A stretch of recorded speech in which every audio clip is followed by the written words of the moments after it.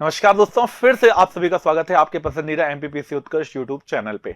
आज हम बात करने वाले हैं बहुत इंपॉर्टेंट, जिससे हर साल क्वेश्चन आ रहे हैं प्रीलिम्स में।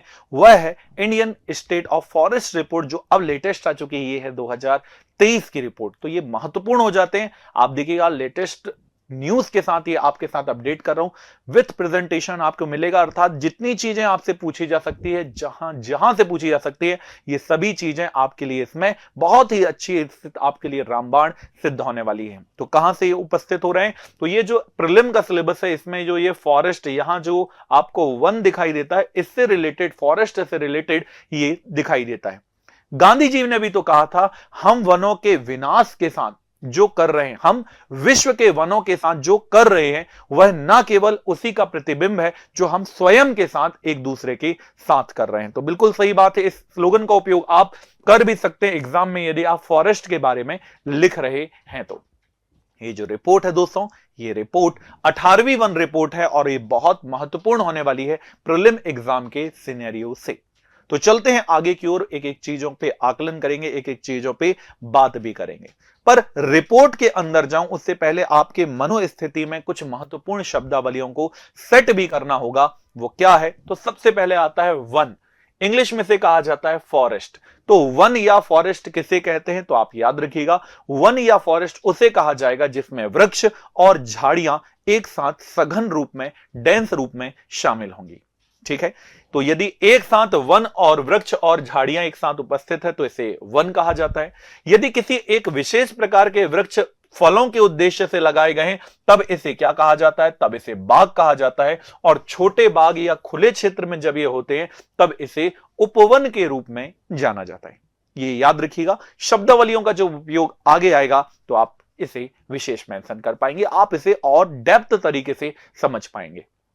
इसके अलावा खाद्य एवं कृषि संगठन FAO कहा जाता है, फूड एंड एग्रीकल्चर ऑर्गेनाइजेशन है। इस ऑर्गेनाइजेशन ने भी बताया कि वन ऐसे क्षेत्रफल को कहा जाएगा जो आधे हेक्टेयर से अधिक में लगे हों और इनकी हाइट लगभग 5 मीटर से अधिक हो। अर्थात आधे हेक्टेयर से अधिक में लगे हों पेड़, इसके अलावा ऊंचाई 5 मीटर से अधिक हो, और जो पेड़ की छाया है अर्थात कैनोपी है, यह कैनोपी 10% से अधिक उसके क्षेत्र को कवर करती हो, तब इसे क्या कहा जाएगा? तब इसे वन कहा जाएगा। और आगे चलते हैं। इसके बाद एक शब्द आता है वेजिटेशन, इसे हम कहते हैं वनस्पति। वन हो गया तो वेजिटेशन क्या होता है? तो वेजिटेशन वह है जब किसी एक क्षेत्र में, कोई भी एक क्षेत्र है, उस क्षेत्र में यदि नेचुरल रूप से, प्राकृतिक रूप से उगने वाले जो पेड़ पौधों का समूह है, जो प्राकृतिक रूप से उगेगा, और पेड़ पौधों का जो समूह होगा, इसे वेजिटेशन या वनस्पति कहा जाएगा। वृक्ष हो गया, वनस्पति हो गया। अब आते हैं वर्जिन वेजिटेशन क्या होती है, अक्षत वनस्पतियां क्या होती हैं। तो अक्षत वनस्पतियां भी प्राकृतिक ही वनस्पति होती है, they are also a natural vegetation. But याद रखिए, इसमें ह्यूमन कोई भी तरह का एफर्ट नहीं लगता है, इसमें किसी प्रकार का मानवीय प्रभाव नहीं होता। ये स्वतंत्र रूप में, कैसे रूप में उगते हैं? तो जंगली रूप में उगते हैं और अपने आप का विकास करते हैं। फिर क्या आता है? फिर आता है वृक्ष, इसे कहा जाता है ट्री। जो हमारे घरों में, जो हमारे खेतों में लगा होता है, इसे क्या कहा जाता है? इसे वृक्ष या इसे ही ट्री कहा जाता है। तो ट्री क्या है? किसी एक विशेष उद्देश्य से लगाए जाते हैं। इनकी लकड़ी उपयोग में लाई जाती है, इनके फल उपयोग में लाए जाते हैं, इनकी पत्तियां उपयोग में लाई जाती है। अर्थात किसी विशेष उद्देश्य से, काष्ठ अर्थात लकड़ी हो, बांस हो, ताड़ हो, फलदार वृक्ष हो इत्यादि इसके अंतर्गत आते हैं। अर्थात किसी एक निश्चित उद्देश्य के लिए लगाए गए जो पेड़ होते हैं, उसे ही वृक्ष कहा जाता है। वनस्पति जो होती है उसे पेड़ कहा जाता है। फिर आता है वृक्षावरण क्या है, ट्री कवर क्या है। तो एक ऐसा क्षेत्र जिसके अंतर्गत किसी, मान लीजिए एक ऐसी भूमि है जहां पर पहले से पेड़ पौधे नहीं थे, या वहां पर कोई भी क्षेत्र में पेड़ नहीं लगे थे, अब वह क्षेत्र जंगल या वनस्पति वहां नहीं थी, अब वहां पेड़ पौधे लगाए गए हैं, तो ऐसे क्षेत्र को क्या कहा जाएगा? ऐसे क्षेत्र को वृक्ष आवरण कहा जाता है। फिर से ध्यान रखिएगा, एक ऐसा क्षेत्र होगा जहां पहले से वो वन भूमि नहीं थी, ना ही वहां पर कभी पहले जंगल थे, ना ही वहां पर वनस्पति थी। अब ऐसी जगह में यदि पेड़ पौधे लगाए गए तब उसे क्या कहा जाएगा? तब उसे ट्री कवर कहा जाता है। इसके बाद वनस्पति क्या होती है? तो वनस्पति तो आप जानते हैं, किसी एक विशेष क्षेत्र में या किसी एक विशेष काल में कोई एक विशेष प्रकार के पेड़ पौधे, साल लगा दें, सागौन लगा दें, आम लगा दें, एक्सेट्रा, कोई भी प्रकार के यदि वनों को हम एक ही प्रकार के लगाए जाते हैं, एक ही प्रकार के प्राप्त होते हैं, तब इसे हम वनस्पति जात या इसे फ्लोरा के नाम से जानते हैं। अब इसके बाद आते हैं वृक्षावरण हो गया है, तब हमारे पास क्या आ रहा है? वनावरण आ रहा है। तो वनावरण से क्या आशय है? तो एक ऐसी भूमि जहां पर कितने हेक्टेयर? तो 1 हेक्टेयर से अधिक क्षेत्रफल पर पेड़ पौधे लगे हों, साथ ही उसकी छाया क्षेत्र, उसकी जो कैनोपी है वो 10% से अधिक में हो, तब इसे क्या कहा जाता है? तब इसे वनावरण कहते हैं। अब मुझे पूरा भरोसा हो गया है आप पे कि अब जब आने वाले समय में आपसे वृक्षावरण कहूंगा, मैं आपसे वनावरण कहूंगा, तब आपको कोई भी प्रकार की दिक्कत नहीं होने वाली है। यदि अच्छा लग रहा हो, यदि आपको अच्छा लगे तो इसको लाइक, कमेंट और शेयर जरूर कीजिएगा। आगे चलते, अब और भी क्या क्या चीजें हमारे लिए काम की है, तब आते हैं वनावरण। वनावरण हमने बात कर ली थी कि न्यूनतम 1 हेक्टेयर से अधिक का क्षेत्रफल होना चाहिए, किसी एक क्षेत्र में होना चाहिए, इसका नितांत घनत्व जो कैनोपी है वो 10% से अधिक होनी चाहिए।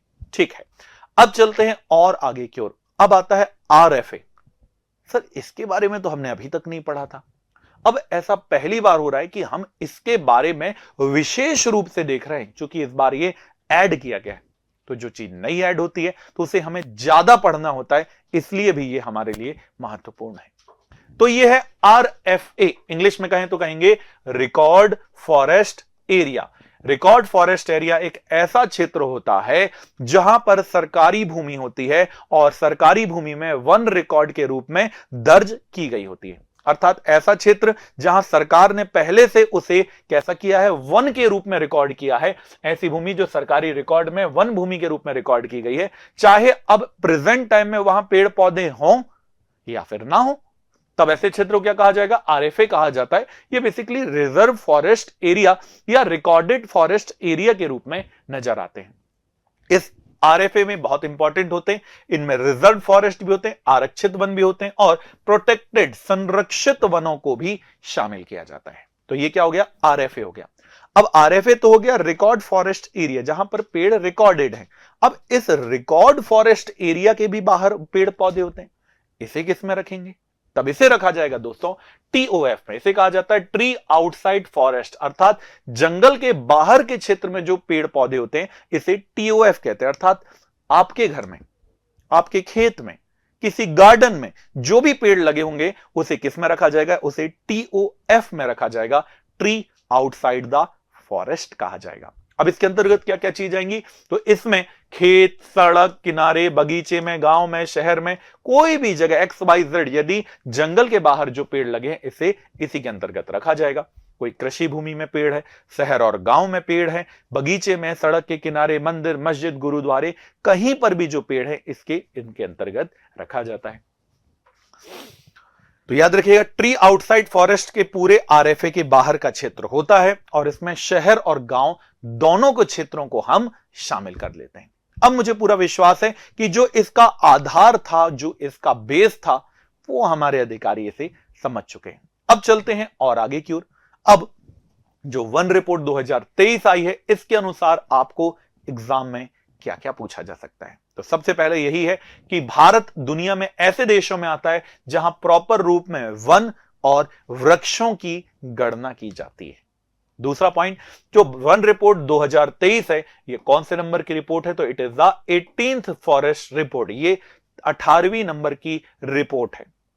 आखिरकार कौन जारी करता है? यदि ये प्रश्न पूछे तो आपको याद रखना है, इसे FSI forest survey of India, भारतीय वन सर्वेक्षण के द्वारा जारी किया जाता है। कितने साल में जारी होता है? तो ये एक द्विवार्षिक, अर्थात एक ये कैसी है? तो बाइनरियल द्विवार्षिक रिपोर्ट है जो भारत में हर 2 साल में आती थी। आखिरी बार 2021 में आई थी, जिसे हम अभी तक पढ़ रहे थे, पर अब अपडेट हो गया। अब इसे पढ़ना जरूरी है, यही एग्जाम में आने की बात होगी। इसके अलावा कौन करता है? तो भारतीय वन सर्वेक्षण। इसमें सुदूर संवेदन के जो उपग्रह हैं, इसमें जो रिमोट सेंसिंग सैटेलाइट्स हैं, इनकी सहायता से करता है। साथ ही साथ इनको मानवीय रूप में भी एक बार रिकैलकुलेट किया जाता है। ये जो 18वीं रिपोर्ट है या फिर जो भी रिपोर्टें आती हैं अभी तक, इसे कौन सा मिनिस्ट्री जारी करता है? तो इसे पर्यावरण, वन और जलवायु मंत्रालय द्वारा जारी किया जाता है। और इस समय कौन है इसके मंत्री? तो इसके मंत्री हैं श्री भूपेंद्र यादव जी के द्वारा इसे इंक्लूड किया गया है। तो ये थी फॉरेस्ट रिपोर्ट का बेस। अब आगे और चलते, इसमें क्या देखना है? रिपोर्ट में वनावरण, वृक्षावरण, कच्छ की वनस्पति और कार्बन स्टॉक, वनाग्नि की घटना, कृषि वानिकी, सभी चीजों को इंक्लूड किया गया है। अभी की रिपोर्ट तो 2023 की हो गई। तो पहली रिपोर्ट कब आई थी? तो पहली रिपोर्ट दोस्तों आई थी 1987 में, याद रखना है। 1987 में पहली बार रिपोर्ट आई थी।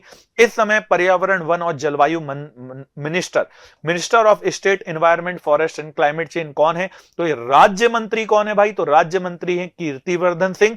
और इसके एक्चुअल मंत्री कौन है? तो भूपेंद्र यादव इनके एक्चुअल मंत्री दिखाई देते हैं।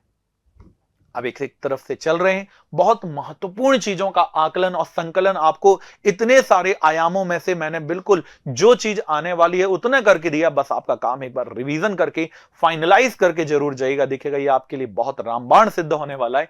तो रिपोर्ट के अनुसार क्या क्या चीज किया गया है? तो इसमें उपग्रह का उपयोग किया गया है, पर आखिरकार वो कौन सा उपग्रह है जिसमें इसका यूज किया गया? तो वो है रिसोर्स सेट 2 उपग्रह श्रृंखला में उपयोग किया गया है। याद रखिएगा, रिसोर्स सेट 2 के उपग्रहों के उपयोग किया गया है। इसमें बताया गया कि देश की जनसंख्या, जो लास्ट जनसंख्या 11 के आंकड़े इसके अनुसार 17.5% जो दुनिया की आबादी देश में रहती है, और दुनिया के 18% जो हमारे देश में पशुधन रहता है, लाइवली स्टॉक जो हमारे देश में रहता है, ये सब जीने के लिए किस पर डिपेंड है भाई? आजीविका के लिए they are dependent on forest. ये वनों पर निर्भर है, ये आंकड़ा पहले भी जानते थे। इसके अलावा इस बार कितने जिलों के? तो 751 जिलों में वन आवरण की जानकारी हमें मिलती है। तो 751 वन आवरण की जानकारी हमें मिलती है। तो देश के 751 जिलों में वन आवरण किया गया है, यह रिपोर्ट में शामिल किया गया है। इसके अलावा पहली बार वन आवरण में किसे भी शामिल किया गया? तो आवरण में पहली बार बांस को शामिल किया गया है, बैम्बू को शामिल किया गया है। आजकल बांस कीमती भी है। अब एक के बाद एक फटाफट देखते हैं। इसके अलावा पहली बार 5 से 10 सेंटीमीटर के बीच के जो पेड़ों के बीच का वृक्ष आवरण था, इसके स्टॉक का विशेष विश्लेषण किया गया है। पहले क्या होता था, इन्हें एक साथ कंक्लूड किया जाता था, बट अब और डिटेल में एक एक करके वेरीफाइड भी किया गया है। ठीक, ये चीज अतिरिक्त है हमारे लिए, तो इसको हम छोड़ सकते हैं। इसके अलावा भारत वन क्षेत्र के मामले में दुनिया के कितने देशों में आता है, जो हमारे काम का है? तो हम दुनिया के टॉप 10 कंट्रीज में आते हैं जहां पर सबसे अधिक पेड़ पौधे उपस्थित हैं। ठीक है, चलिए साहब, अब आते हैं वन रिपोर्ट के और चीजों पे देखते हैं। तो वन और वृक्ष आवरण में जो क्षेत्र है, वन और वृक्ष आवरण जो है वो देश के कुल भौगोलिक क्षेत्र का कितना है? तो ये पहला पॉइंट आता है कि देश के कुल वन और वृक्ष आवरण का ये क्षेत्र देश का 25.17% है, जो पहले से बढ़ा हुआ भी, इंक्रीज हुआ भी दिखाई देता है। फॉरेस्ट कवर कितना है? तो फॉरेस्ट कवर है 21.76। वन और वृक्ष आवरण, अब आप अंतर समझ गए? तो वन और वृक्ष आवरण है 25.17, वहीं वन आवरण है 21.76 और केवल वृक्ष आवरण है 3.41%। इन दोनों को जोड़ देंगे तो ये आ जाएगा वन और वृक्षावरण का क्षेत्र नजर आता है। इसके अलावा वनावरण में कितने वर्ग किलोमीटर की वृद्धि हुई है? तो 156.41 वर्ग किलोमीटर की वृद्धि हुई है, जबकि वृक्षावरण में 1289.40 वर्ग किलोमीटर की वृद्धि हुई है। हमारे लिए काम का क्या है? तो हमारे लिए काम के ऊपर के 3 मेजरली दिखाई देते हैं, इसको ध्यान रखिएगा। और क्या याद करना है? तो इसके अलावा हमें याद रखना है 2021 की तुलना में ये वनावरण वृक्षावरण में भी वृद्धि हुई है। पहाड़ी इलाकों में भी देखिएगा कुल भौगोलिक क्षेत्र का 40% में क्या उपस्थित है? वन है। तो ये बहुत अच्छी बात है कि जितने भी हमारे देश के पहाड़ी क्षेत्र हैं, इसके 40% क्षेत्र में क्या उपस्थित है? फॉरेस्ट ट्री उपस्थित है। इसके अलावा पहाड़ी जिलों में भी वृद्धि हुई है। यह अतिरिक्त जानकारी हमारे लिए नहीं है उतना काम का। हमारे लिए जो काम का है वो यहां से आता है कि मध्य प्रदेश क्षेत्रफल में सबसे वन और वृक्षावरण वाला सबसे बड़ा राज्य कौन सा है? तो मध्य प्रदेश वनावरण में भी और वृक्षावरण में भी सबसे बड़ा हो जाता है। कितनी अच्छी बात है। इसके अलावा सबसे बड़ा वृक्षावरण वाला भी पूछेंगे तब भी क्या आएगा? मध्य प्रदेश। वनावरण वाला भी पूछेगा तब भी मध्य प्रदेश है। इसके अलावा RFA, अब आप समझ गए होंगे TOF और RFA रिजर्व फॉरेस्ट है ना, और TOF दोनों के एंगल में यदि हम देखें तो इसके बाहर के क्षेत्र में 30.70 मिलियन हेक्टेयर में हमारे क्षेत्र में वृक्षावरण उपस्थित नजर आता है।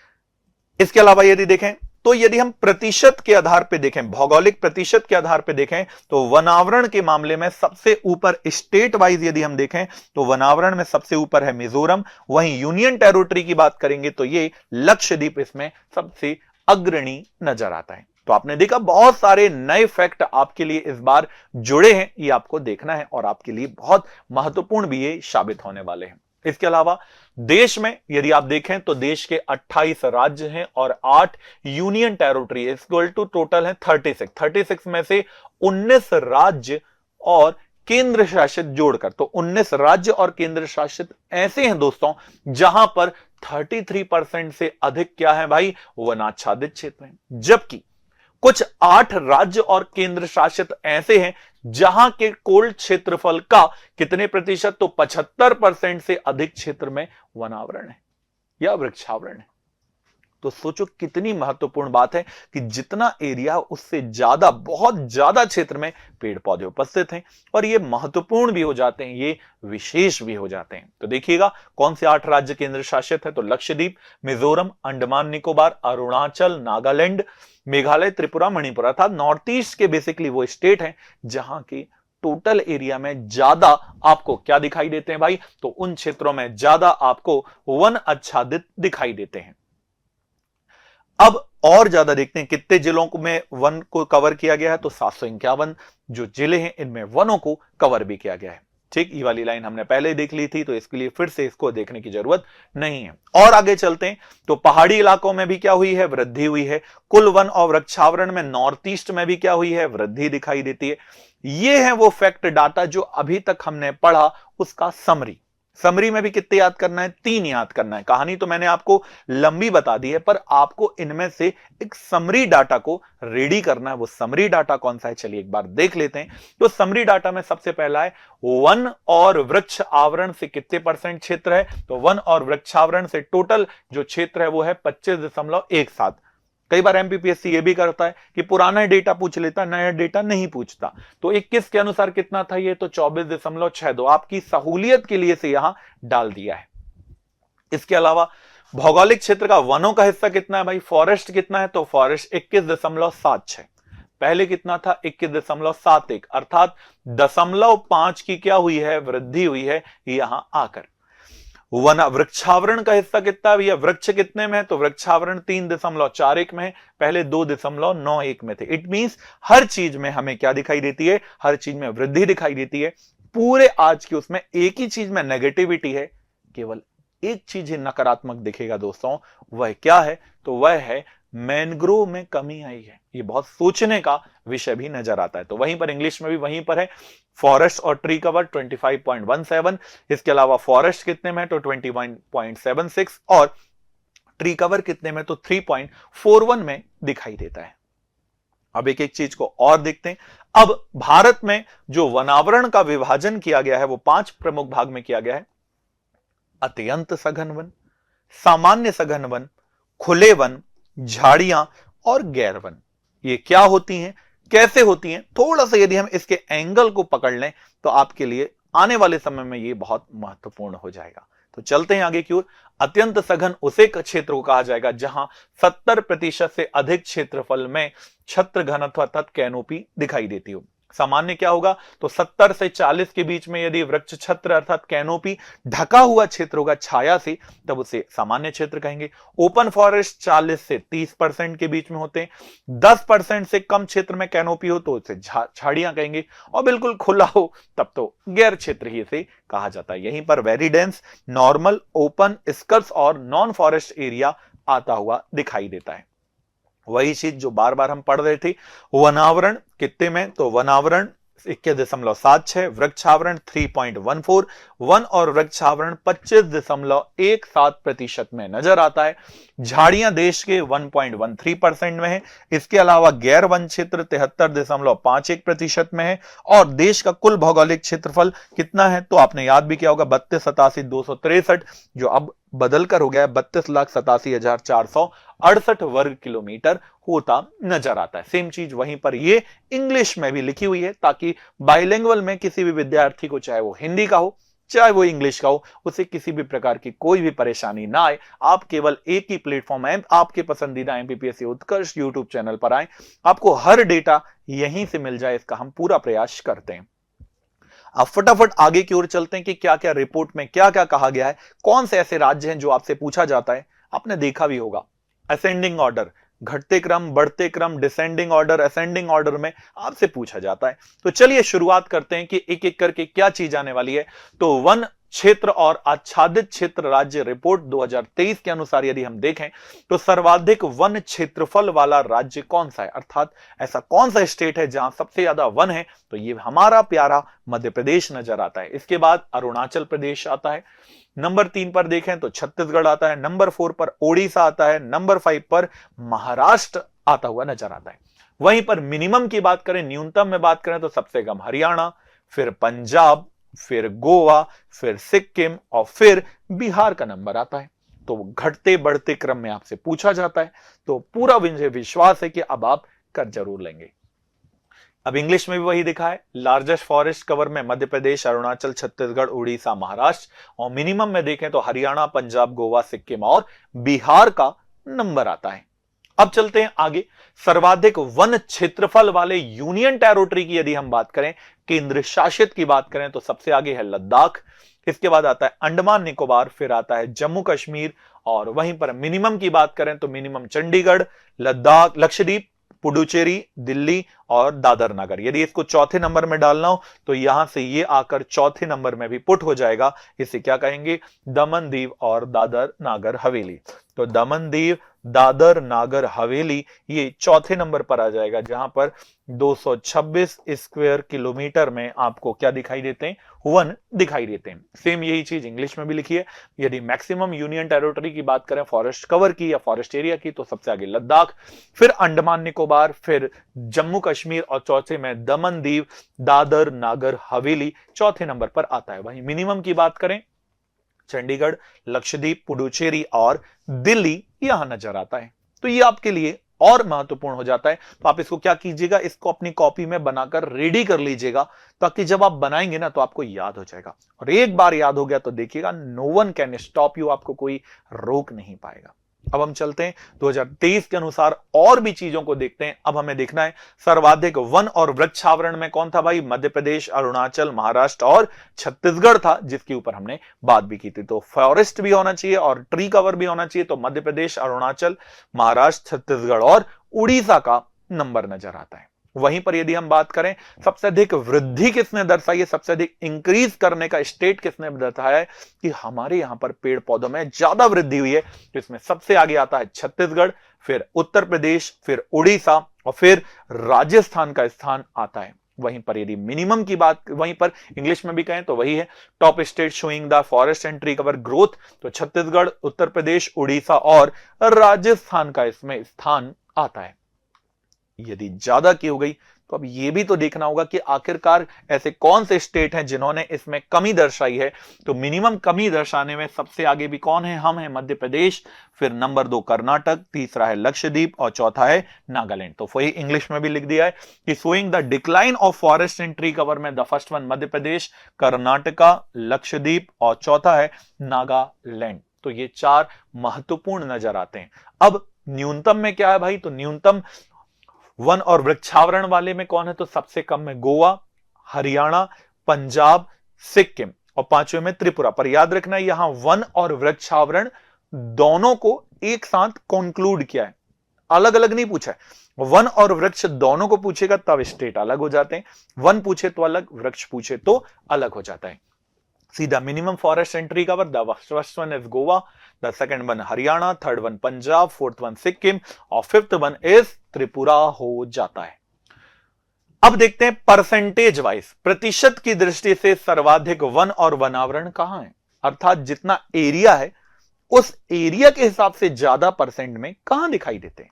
तो परसेंट में सबसे आगे कहां पर है भाई, Mizoram, then Arunachal, third one Meghalaya, fourth one Nagaland and the fifth one and last one is Manipur. तो याद रखिएगा क्या इंग्लिश में हो जाएगा, तो highest forest and tree cover percentage according to the first state is Mizoram, Arunachal, Meghalaya and the fourth one is Nagaland and the fifth one is Manipur. ये पिछले बार से महत्वपूर्ण हो जाता है इस बार हमारे काम का। अब हम देखते हैं प्रतिशत की दृष्टि से न्यूनतम वन और वृक्षावरण वाले कौन है भाई, तो परसेंटेज की दृष्टि से दोनों वन और वृक्षावरण देखें तो नंबर 1 में है पंजाब, दूसरे पे है हरियाणा, तीसरे में है राजस्थान, चौथे में है यूपी और पांचवें में आता है बिहार।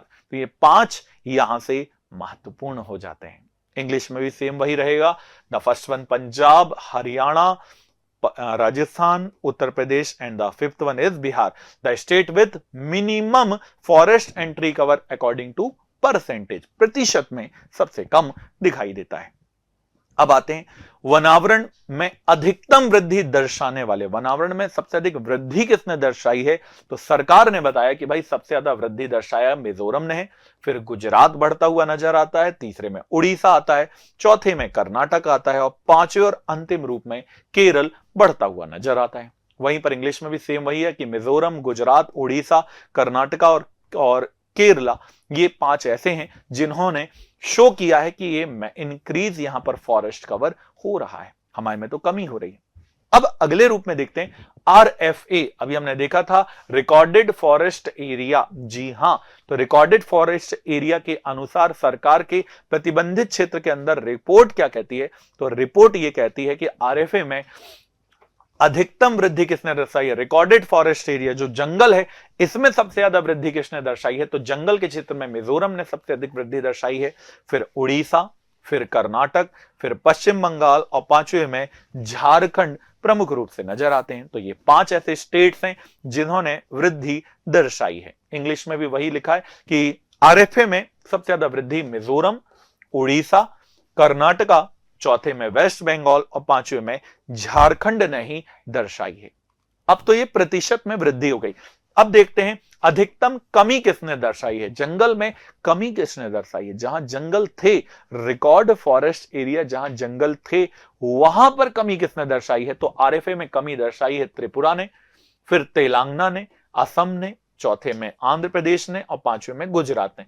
हमें ये वर्ग किलोमीटर याद नहीं करना होता है, हमें इनके नेम्स को, हमें इनके नामों को याद करना होता है। तो कौन कौन से भाई देख लो, मैक्सिमम रिड्यूस दर्शाया है तो त्रिपुरा, तेलंगाना, असम, आंध्र प्रदेश और पांचवा गुजरात ने इसमें कमी दर्शाई होती है। ठीक है, अब आगे चलते हैं। अब RFA के बाहर TOF, tree outside the forest के क्षेत्र में, अर्थात RFA के बाहर के क्षेत्र में वन वृद्धि कहां हुई है, तो RFA के बाहर के क्षेत्र में रिकॉर्ड फॉरेस्ट एरिया के बाहर सबसे ज्यादा वृद्धि हुई है गुजरात, फिर बिहार, फिर केरल, फिर यूपी और फिर असम में। याद रखना ये इस बार नया डेटा पहली बार जोड़कर बताया गया है, तो जो चीज नई जुड़ती है ना वहां से क्वेश्चन जरूर पूछे जाते हैं, तो इसको पकड़ के चलिएगा, इसको याद करिएगा, कॉपी में बार बार लिखिएगा तो याद हो जाएगा आपको। अब चलते हैं और आगे। इंग्लिश में भी वही है कि state showing the forest growing outside the RFA, reserve forest area के बाहर सबसे आगे गुजरात है, फिर बिहार है, फिर केरला है, फिर यूपी है, फिर पांचवें में असम का स्थान आता है। अब आते हैं असम, RFA के बाहर रिकॉर्ड फॉरेस्ट एरिया के बाहर कमी किसने दर्शाई है, तो कमी में भैया हम आ जाते हैं, कहीं तो आए हम, चलो चाहे कमी में क्यों ना आए, तो MP, फिर राजस्थान, फिर आंध्र प्रदेश, फिर अरुणाचल और फिर महाराष्ट्र का स्थान आता है। तो भाई RFA के बाहर हमने आउटसाइड में डिक्रीज दर्शाने वाले में कौन है, तो MP नंबर 1, राजस्थान 2, आंध्रा 3, अरुणाचल 4 और महाराष्ट्र 5 नंबर पे आते नजर आते हैं। तो ये हमारे लिए क्या हो जाता है, इंपॉर्टेंट हो जाता है। अब हम देखते हैं 2021 की तुलना में, किसकी तुलना में, तो जो ISFR रिपोर्ट 2021 की तुलना में सबसे ज्यादा सकारात्मक वृद्धि कहां हुई, तो 21 से 23 की यदि हम तुलना करें, 21 को 23 से तुलना करें तो सबसे ज्यादा पॉजिटिव रहा छत्तीसगढ़, नंबर 2 में रहा राजस्थान और नंबर 3 में रहा यूपी। हम दूर दूर तक कोई नजर नहीं आते। आप देख लो, state showing the highest positivity growth to the compared to the ISFR report 2021 according the first one is the Chhattisgarh, the second one is Rajasthan and the third one is UP। अब हम चलते हैं one आच्छादित report जो 2023 है, इसी के अनुसार और आगे चलते हैं। सर्वाधिक वृक्षावरण वाला राज्य, वृक्ष एक ही प्रकार के वृक्षावरण वाले राज्य में नंबर 1 है महाराष्ट्र, राजस्थान, यूपी, मध्य प्रदेश और कर्नाटक का स्थान आता है। जबकि मिनिमम वृक्षावरण वाले राज्य की यदि हम बात करें तो मिनिमम में सबसे आगे कौन आएगा, तो नंबर 1 हो जाएगा सिक्किम, फिर हो जाएगा मणिपुर, फिर हो जाएगा त्रिपुरा, फिर हो जाएगा गोवा और फिर हो जाएगा नागालैंड। तो ये 5 चीजें नजर आती हैं और पांचों की पांचों चीजें और विशेष भी हो जाती हैं। तो याद रखिएगा, ये हिंदी में है, यहीं पर सेम चीजें इंग्लिश में नजर आती हैं कि सबसे ज्यादा highest tree cover Maharashtra, Rajasthan, Uttar Pradesh, Madhya Pradesh और कर्नाटका का था। जबकि मिनिमम की बात करें तो सिक्किम, मणिपुर, त्रिपुरा, गोवा और नागालैंड इसकी रैंकिंग में आते हैं। तो देखिए, आपको इतने बड़े में से आपको गागर में सागर वाली चीजों में से देखो निकाल के दे दिया समुद्र में से कि कहां पर मीठा जल है। तो बस आपको क्या करना है, आपको दोस्तों इसको पढ़ लेना है और अपने जितने दोस्त हैं जो लोग इसकी तैयारी कर रहे हैं, सिविल की तैयारी कर रहे हैं, किसी भी चीज की एग्जाम की तैयारी कर रहे हैं, उनके लिए बहुत इंपॉर्टेंट होने वाला है। तो इसको जरूर शेयर कीजिएगा ताकि वो इसका लाभ जरूर उठा सके। इतनी लंबी पीडीएफ पढ़ने से अच्छा है उसका जो मूल मंत्र है, उसका जो सार है, जो उसका गर्भ में उपस्थित सार है, वो आपके लिए उत्कर्ष के द्वारा लाया गया है और आप इसको बिल्कुल पढ़िए और देखिएगा, ये आपके सिलेक्शन में जब भी इससे क्वेश्चन आएंगे तो आपके लिए रामबाण सिद्ध होंगे। चलते हैं आगे की ओर। सर्वाधिक वृक्षावरण वाला यूनियन टेरिटरी कौन सा है, तो सबसे आगे आता है जम्मू कश्मीर, लद्दाख, दिल्ली और न्यूनतम की बात करें तो लक्षद्वीप में सबसे कम है, चंडीगढ़ में और कम है, अंडमान में है और फिर पुडुचेरी और 5वें नंबर पे आता है हमारा प्यारा दादर नागर हवेली। सेम इंग्लिश में भी वही है, union territory highest tree cover में जम्मू कश्मीर, लद्दाख, दिल्ली, दमन दीव, दादर नागर हवेली 4थे नंबर पर आता है। मिनिमम में लद्दाख, चंडीगढ़, अंडमान निकोबार, पुडुचेरी और 5वें में दमन दीव और दादर नागर हवेली का स्थान आता है। अब आते हैं मैनग्रोव में। समुद्र के किनारे पाए जाने वाले जो एल्कलाइन ट्रीज होते हैं, जो समुद्र के कोस्ट के, समुद्र के तटों की रक्षा करते हैं, इसे मैनग्रोव कहा जाता है। इन्हें वेलांचली या अनुपवन भी कहते हैं। विषय यह है दोस्तों कि ये ही वो पेड़ हैं जिनमें देश में कमी आई है। ये नेगेटिव है, इसे बढ़ाना है हमें। तो याद रखिएगा 2021 की तुलना में देश में मैनग्रोव कवर में कितने परसेंट की, कितने वर्ग किलोमीटर, तो 7.43 वर्ग किलोमीटर की कमी आई है। ये विशेष है। इसके अलावा गुजरात में इसमें सबसे ज्यादा कमी आई है। स्टेट वाइज देखें तो गुजरात में सबसे ज्यादा कमी आई है। वहीं पर यूनियन टेरिटरी, इसके बाद की बात करें मैनग्रोव में वृद्धि कहां हुई, तो वृद्धि आंध्र प्रदेश में हुई है। इसके बाद महाराष्ट्र में दूसरा स्थान आता है। दुनिया में मैनग्रोव कितने देशों में है, तो दुनिया के 113 देशों में क्या पाए जाते हैं, मैनग्रोव पाए जाते हैं। वृद्धि करने में सबसे आगे कौन है भाई, तो आंध्र प्रदेश है। इसके अलावा वृक्षारोपण के कारण महाराष्ट्र का रायगढ़ और पालघर जिले में वृद्धि हुई है वृक्षारोपण के द्वारा। सबसे पहला था आंध्र प्रदेश, दूसरे नंबर पे आता है महाराष्ट्र, पर कमी किसने दर्शाई है, तो गुजरात ने। और टोटल इंडिया में 7.43 वर्ग किलोमीटर था, 7.43 स्क्वायर किलोमीटर की क्या हुई है, कमी आई है। अब यदि यूनियन टेरिटरी में चले जाएं तो क्षेत्रवार यदि बात करें तो सबसे आगे कहां पर है, तो सबसे ज्यादा मैनग्रोव है वेस्ट बंगाल में, फिर गुजरात का स्थान आता है, फिर अंडमान की बारी आती है, फिर आंध्रा की बारी आती है और फिर महाराष्ट्र की बारी आती है। याद रखिएगा। इसके बाद 6वें नंबर पे ओडिशा आता है। तो सबसे ज्यादा कहां है, तो वेस्ट बंगाल सबसे आगे है मैनग्रोव में। इंग्लिश में वही लिखा है, वेस्ट बंगाल, गुजरात, आंध्रा, अरुणाचल, है ना, अंडमान निकोबार, आंध्रा, महाराष्ट्र और 6वें में उड़ीसा का स्थान आता है। अब चलते हैं और आगे की ओर।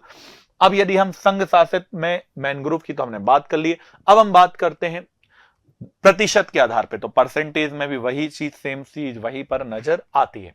और आगे चलते हैं।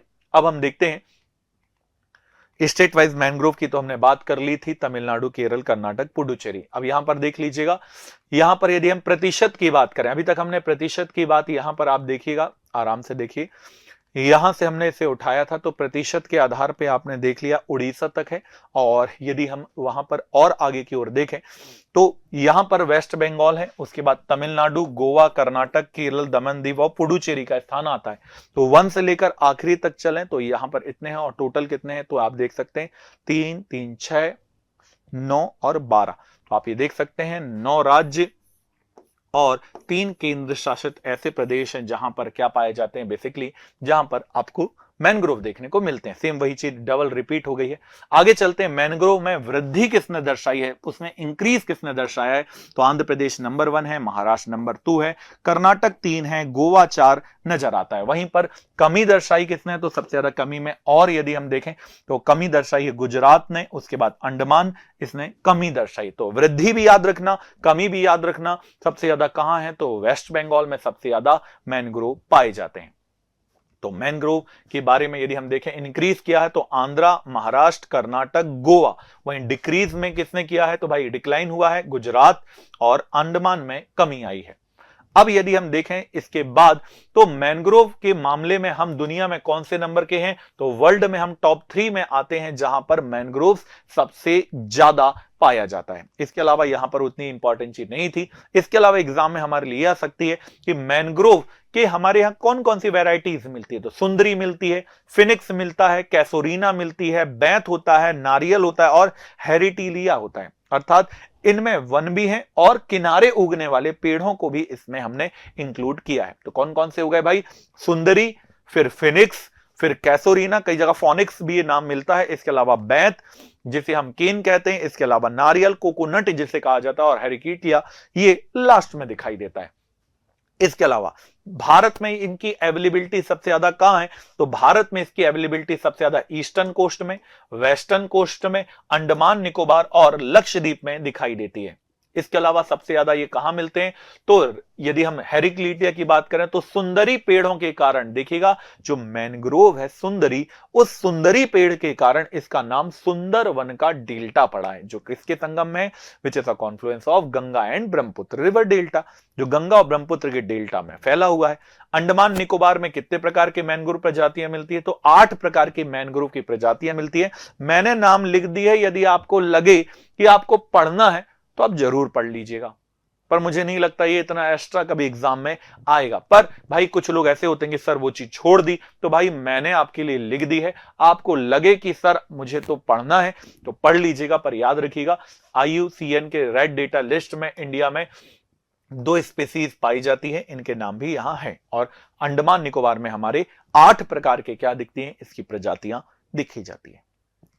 अब आपके दिमाग में यह भी आया होगा कि सर मैनग्रोव दिखते कैसे हैं, तो भाई ये देख लो, ये मैनग्रोव का ट्री है जिसकी जो स्टेम्स, जो इसकी जो तने और जड़ें हैं, ये पानी के नीचे भी होते हैं और पानी के ऊपर भी होते हैं। क्योंकि दिखने में बड़े सुंदर नहीं होते तो लोग इन्हें क्या करते हैं, तटों से उखाड़ के फेंक देते हैं। पर याद रखिएगा, जब भी साइक्लोन आता है, चक्रवात आता है, तो यही वो पेड़ हैं, यही वो पौधे हैं जो तटों की रक्षा करते हैं साइक्लोन चक्रवात से।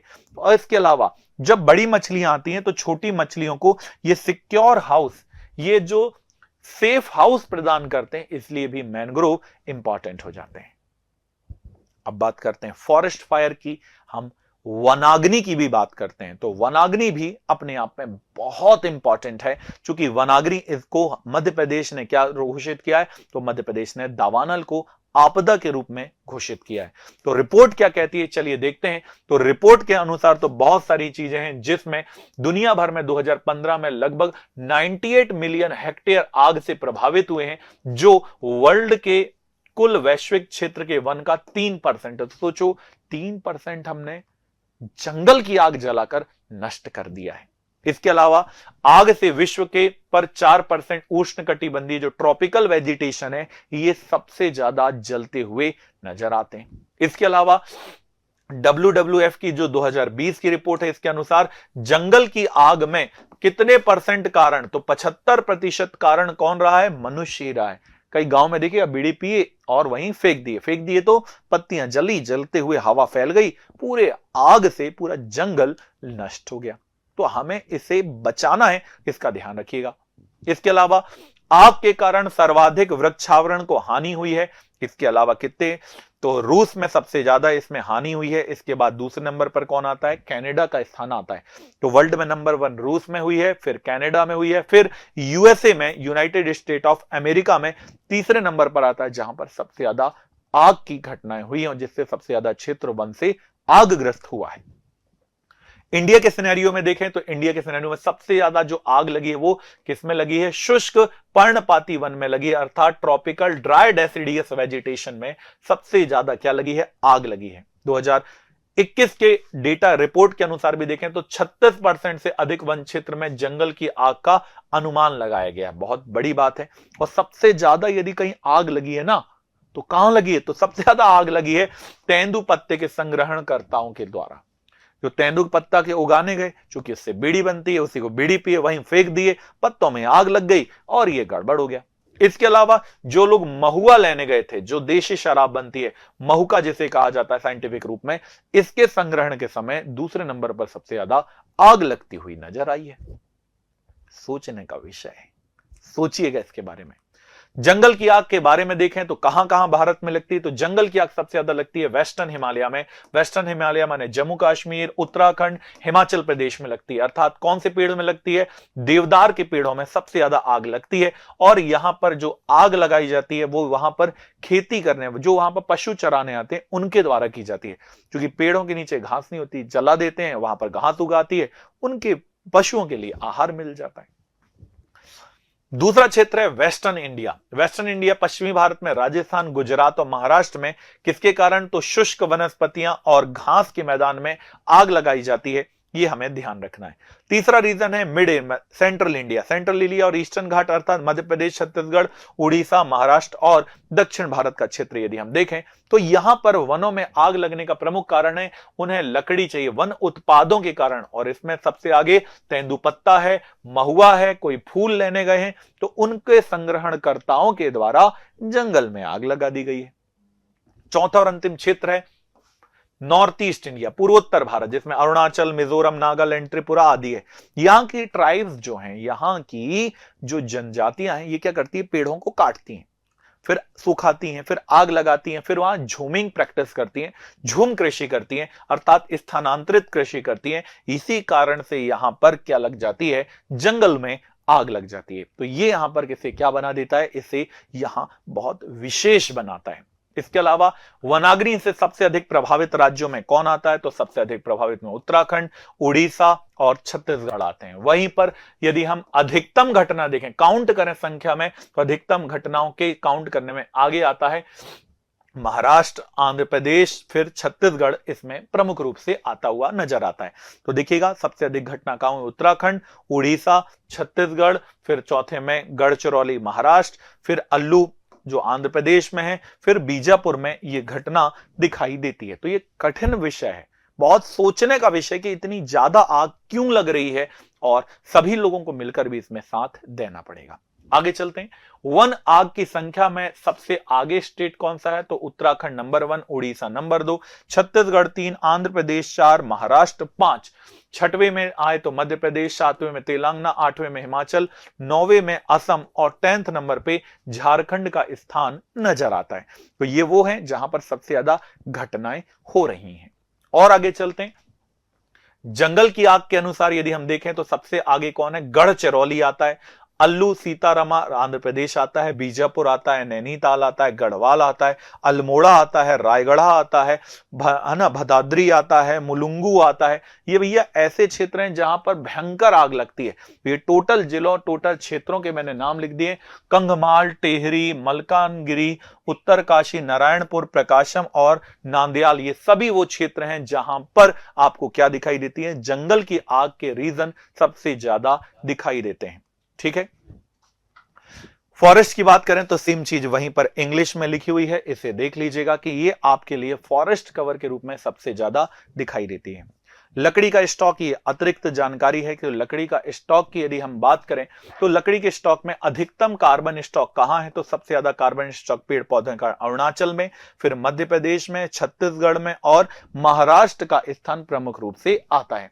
वहीं पर प्रति हेक्टेयर की बात करें तो पर हेक्टेयर में सबसे आगे जम्मू कश्मीर आता है, सेकंड में सिक्किम आता है, थर्ड में हिमाचल आता है और चौथे में अंडमान निकोबार का प्रमुख स्थान नजर आता है। सेम चीज यहां इंग्लिश में भी लिख दी है ताकि बाइलिंगुअल विद्यार्थियों को कोई भी तरह की परेशानी ना आए।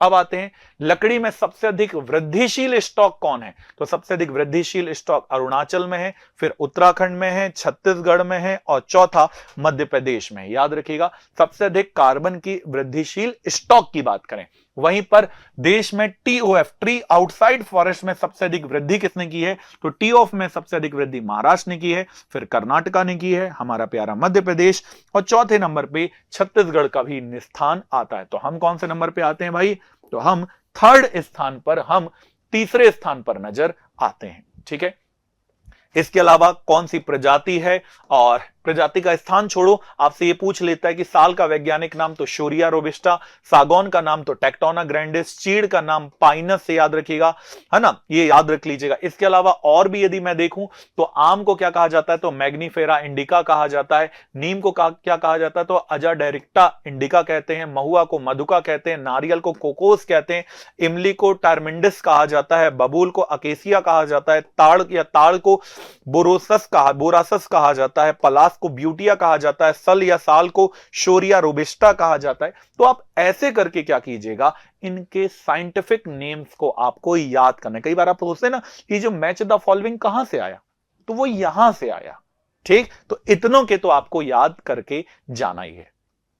अब आते हैं किसकी बात, बांस की बात करते हैं, बैम्बू की बात करते हैं। जी हां, बैम्बू को भी 2023 में रिपोर्ट में शामिल किया गया है। और बैम्बू की यदि मैं बात करूं तो बांस के क्षेत्र का अनुमान कितना लगाया गया भाई, तो 1,54,670 वर्ग किलोमीटर में हमारे प्यारा बैम्बू उपस्थित है, जो पिछले साल की तुलना में कितने वर्ग किलोमीटर की वृद्धि किया है, 5,227 वर्ग किलोमीटर की वृद्धि किया है।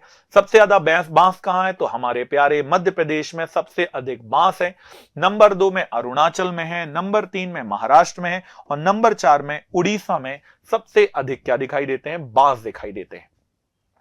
बांस के एरिया में वृद्धि किसने दर्शाई है, तो बांस के एरिया में अरुणाचल, हमारे प्यारे मध्य प्रदेश ने वृद्धि दर्शाई है।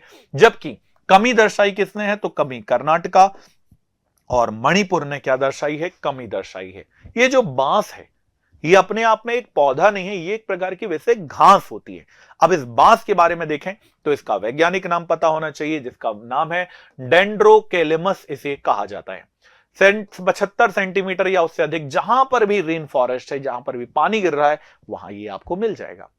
इसके अलावा राज्य बांस शिल्प विकास बोर्ड का स्ट्रक्चर फॉर्मेशन कब हुआ था, तो 15 जुलाई 2013 को इसका गठन किया गया था। इसके अलावा राज्य बांस मिशन कब से लागू हुआ, तो 3 जुलाई 2023 से इसे लागू किया गया। बांस का नेशनलाइजेशन कब हुआ था, तो 1973 में, 1973 में इसका क्या किया गया था, राष्ट्रीयकरण किया गया था। बांस का उपयोग क्या होता है, तो कागज, लुगदी, टोकरी, चटाई, मकान और छप्पर बनाने में इसका प्रमुख रूप से उपयोग होता है। इसके अलावा बांस को वृक्ष की श्रेणी से हटाने के लिए 2017 में भारतीय वन अधिनियम 1927 में क्या किया गया था, संशोधन किया गया था। अब यह वृक्ष ना होकर क्या है, एक घास है। भारत में कितने प्रकार के बांस पाए जाते हैं, तो 136 प्रकार की बांस की प्रजातियां मिलती है, जिनमें से 125 स्वदेशी और 11 विदेशी प्रकार के बांस मिलते हैं। इसके अलावा हरित संशोधन किया गया और बांस को क्या माना गया, हरित इस्पात के रूप में माना जाता है। इसे ग्रीन स्टील के नाम से जानते हैं, तो इसे आप याद कर लीजिएगा कि ग्रीन स्टील इसे कहा जाता है। राजस्थान में एक जगह है जिसका नाम है बांसवाड़ा। इसका नाम इसी कारण से पड़ा है चूंकि यहां पर ज्यादा किसके जंगल थे, तो यहां बांस के जंगल थे, इसलिए इसका नाम बांसवाड़ा पड़ा है। इसके अलावा राजस्थान के बांसवाड़ा को भारत के बांस शहर के रूप में नामित किया गया है।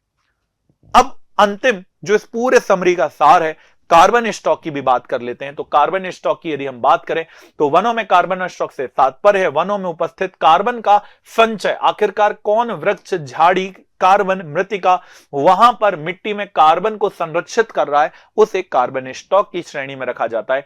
2023 में ये कितने मैट्रिक टन है? तो 7,285 मैट्रिक टन है, जो 2021 के अनुसार 81 मैट्रिक टन बढ़ा है। ये बहुत अच्छी बात है, बढ़ना भी चाहिए और बढ़ने से हमारा लाभ भी है।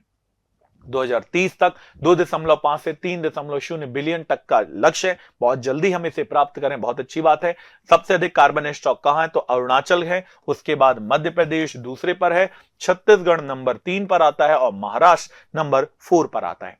प्रति हेक्टेयर की यदि हम बात करें तो प्रति हेक्टेयर कार्बन स्टॉक में सबसे आगे नंबर 1 जम्मू कश्मीर है, इसके बाद सिक्किम नंबर 2 में है, हिमाचल प्रदेश नंबर 3 पर आता है और अंडमान निकोबार द्वीप समूह नंबर 4 में आता है। तो नॉर्मल में सबसे आगे अरुणाचल है, वहीं पर प्रति हेक्टेयर में जम्मू कश्मीर है। याद रखिएगा, हम किस में नंबर 2 आते हैं? तो नॉर्मल सर्वाधिक कार्बन स्टॉक के मामले में हम नंबर 2 पर आते हैं। तो वही लिखा है। कार्बन स्टॉक पूल के बारे में बात करें तो कार्बन स्टॉक पूल बहुत अंदर चले जाएंगे, पर मैंने आपके लिए यहां लिख दिया है ताकि कोई भी तरह की किसी भी प्रकार की आपको परेशानी ना हो। बहुत अतिरिक्त डेटा, इसलिए इसे स्किप भी कर सकते हैं। अब आते हैं दोस्तों आगे, वन क्षेत्रफल में सर्वाधिक वृद्धि का स्टॉक किसने दर्शाया? तो वृद्धि किसने दर्शाई है? अरुणाचल, फिर उत्तराखंड, छत्तीसगढ़ और मध्य प्रदेश ने कहा है कि वन क्षेत्र में सबसे अधिक स्टॉक हमारे यहां बढ़ा है भैया। तो स्टॉक बढ़ने में मध्य प्रदेश का कौन सा स्थान है? तो स्टॉक के बढ़ाने में मध्य प्रदेश का कौन सा स्थान है? तो मध्य प्रदेश का चौथा स्थान नजर आता है। प्रति हेक्टेयर सबसे अधिक वृद्धिशील स्टॉक कहां पर है? तो प्रति हेक्टेयर में सबसे आगे स्टॉक बढ़ाने में हिमाचल, केरल, उत्तराखंड, जम्मू कश्मीर, अंडमान निकोबार और चंडीगढ़ प्रमुख रूप से आते हैं। तो ये स्टैटिक है, आपको याद करना होगा। पर कोई ये सोचे कि एक दिन में याद हो जाएगा, तो भैया एक दिन में तो याद होने वाला नहीं है। डेली प्रैक्टिस करो, अभी भी 40 प्लस दिन आपके पास है, बहुत अच्छे से आपको याद हो जाएगा।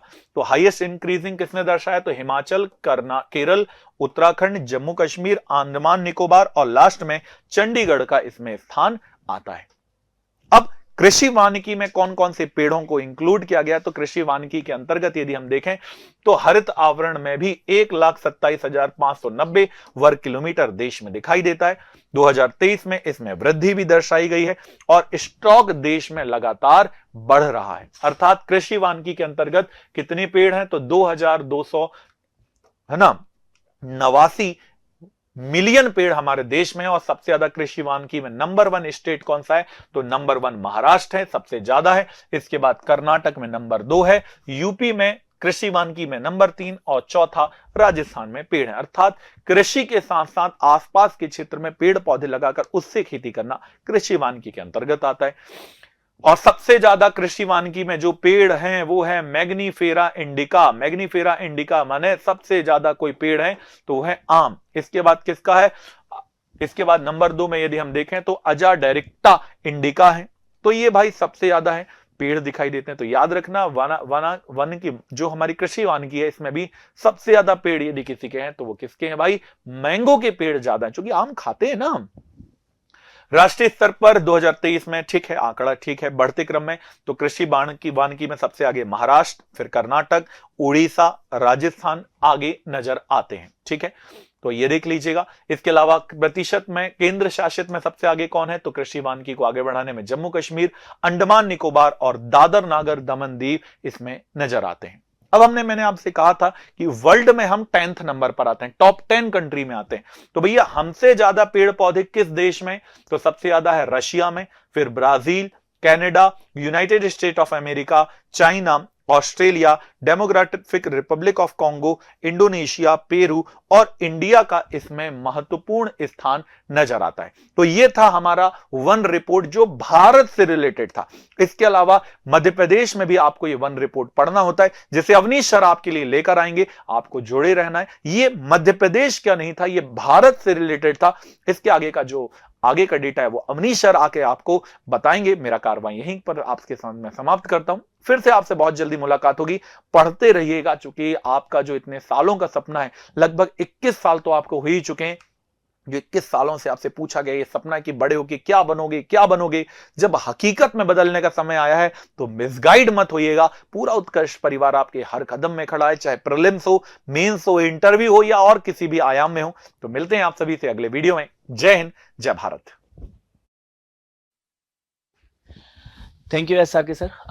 चलिए दोस्तों, तो यहाँ पे अब हम स्टार्ट करते हैं। और जैसे कि एस आर के सर ने ISFR रिपोर्ट 2023 के बारे में काफ़ी सारी डिटेल दी है और भारत के परिप्रेक्ष्य में महत्वपूर्ण आंकड़े आपको बता दिए हैं। अब बारी है मध्य प्रदेश से संबंधित इस रिपोर्ट के बारे में क्या महत्वपूर्ण आंकड़े हैं वो हमें देखने हैं। तो भारतीय वन स्थिति रिपोर्ट जो कि 18वीं रिपोर्ट है, 2023 की रिपोर्ट है, ठीक है। हमने देखा, सर ने आपको बता दिया कि भाई इसे जारी करता जो रहा है 18वीं रिपोर्ट रही है, ठीक है। इसे तैयार करने वाला भारतीय वन सर्वेक्षण विभाग है, प्रत्येक 2 वर्षों में इसे जारी किया जाता है, ठीक है। ये सारी डिटेल हमने देख ली है, सर ने आपको बता दी। भारतीय वन सर्वेक्षण देहरादून में है, ठीक है। 1981 में इसकी स्थापना हुई थी। 2 वर्ष में, प्रत्येक 2 वर्षों में ये रिपोर्ट जारी की जाती है। 2023 की रिपोर्ट है, पहली रिपोर्ट 1987 में जारी की गई थी, ठीक है। और यदि अब हम बात करें इसमें मध्य प्रदेश से संबंधित आंकड़ों की, तो भारत में सबसे ज्यादा वन क्षेत्रफल वाला राज्य कौन सा है? मध्य प्रदेश है, ठीक है। और 2023 की रिपोर्ट, इस रिपोर्ट के अनुसार मध्य प्रदेश में जो वन क्षेत्रफल है वो कितना है भाई? 77,073 वर्ग किलोमीटर मध्य प्रदेश में वन क्षेत्रफल है। ध्यान रखना कि 18वीं वन स्थिति रिपोर्ट के अनुसार मध्य प्रदेश में कितने क्षेत्रफल पर वन है? तो 77,073 वर्ग किलोमीटर पर वन है, जो कि 2021 की रिपोर्ट की तुलना में 371.54 वर्ग किलोमीटर की क्या दर्शाते हैं? कमी बताते हैं। तो ध्यान रखना, जो मध्य प्रदेश में वन क्षेत्रफल है कुल वो 77,073 वर्ग किलोमीटर है। पिछली रिपोर्ट की तुलना में इस रिपोर्ट में क्या हुई है? वन क्षेत्र में कमी। कितने की कमी हुई है? 371.54 वर्ग किलोमीटर की क्या हुई है? कमी हुई है। अब इसमें हम देखें तो मध्य प्रदेश के कुल क्षेत्रफल के कितने परसेंट पर हैं? तो कुल क्षेत्रफल के 25% पर ये क्या है? हमारे मध्य प्रदेश में वन है, ठीक है। ये एक देख लीजिएगा आप यहाँ पे, है ना। ये इसको देख लीजिएगा, एक डायग्राम दिया हुआ है ना। और इसमें भी बताया गया है कि भैया मध्य प्रदेश के कुल एरिया के 25% पर ये वन है और टोटल वन 77,073 वर्ग किलोमीटर है। अब देखेंगे कुछ महत्वपूर्ण चीजें कि मध्य प्रदेश में वन से संबंधित। तो सबसे पहले देखो, वनों को क्या करते हैं? सघन वन, मध्यम सघन वन और खुले वन में बांटा गया है। तो मध्य प्रदेश में जो सघन वन क्षेत्र है वो कितना है? 7,021.31 वर्ग किलोमीटर का है, जो कि मध्य प्रदेश के टोटल एरिया का कितना है? 2.28% है। मीडियम डेंस फॉरेस्ट, ठीक है। यदि देखें मध्यम वन क्षेत्र देखें, ठीक है, तो ये कितना है? 33,508.64 वर्ग किलोमीटर है, जो कि मध्य प्रदेश के टोटल एरिया का 10.87% है। ओपन फॉरेस्ट की जब बात कर रहे हैं तो ये 36,543.49 वर्ग किलोमीटर है, जो कि टोटल एरिया का 11.85% है, ठीक है। फिर आगे बढ़ते हैं।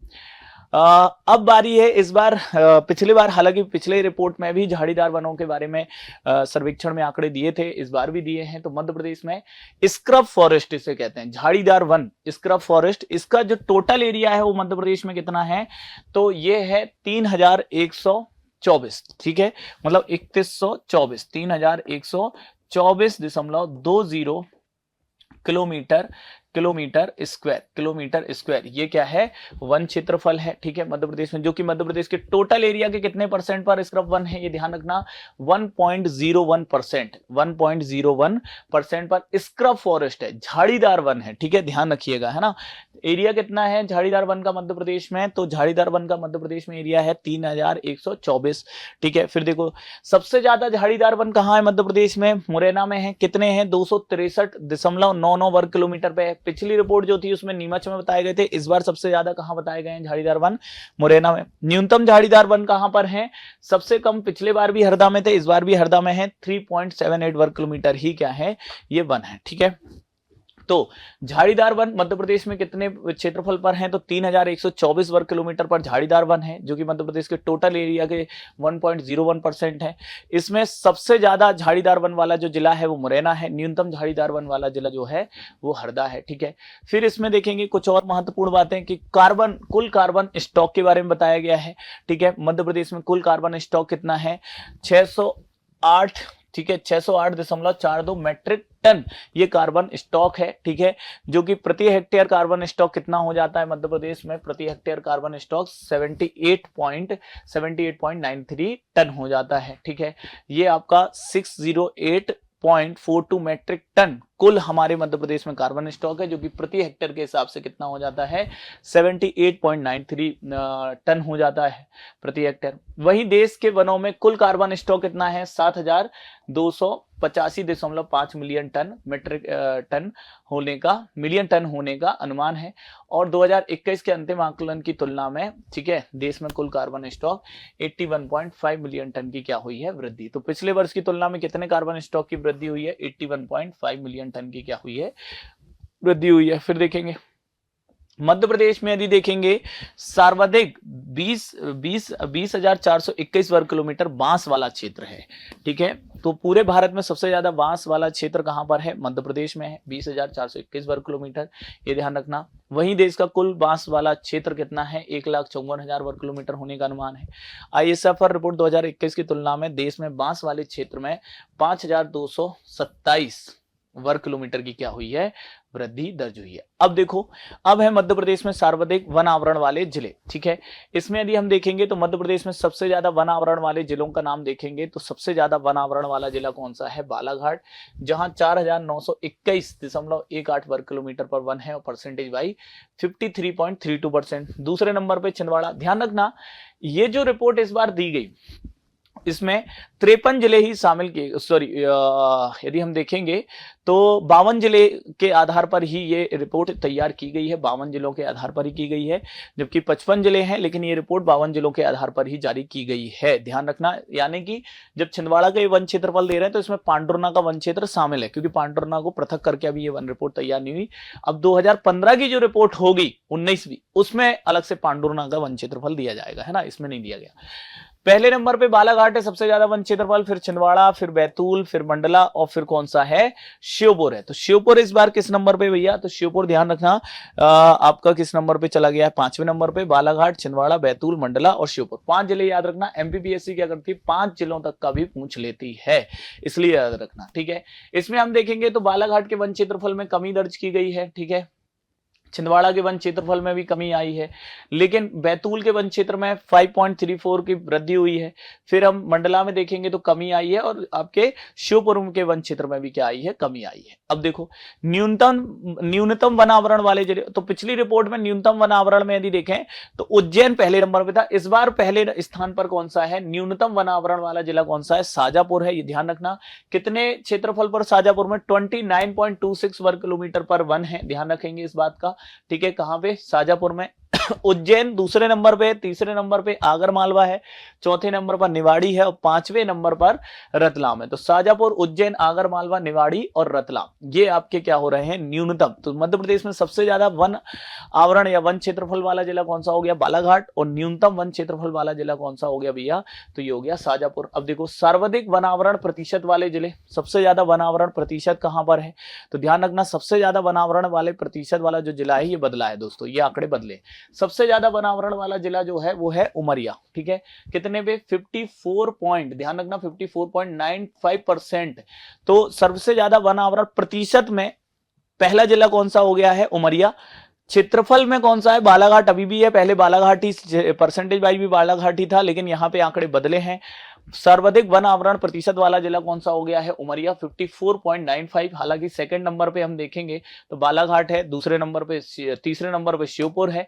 और ये जो 3 जिले हैं, ध्यान रखना 3 जिले मध्य प्रदेश में ऐसे हैं, 3 जिले ऐसे हैं जहां पर 50% से 50, जिनके यदि देखेंगे तो ये 3 जिले आपके ऐसे हैं जहां पर हम देखेंगे कि 50%, ठीक है, 50% से अधिक पर क्या है भाई, 50% से अधिक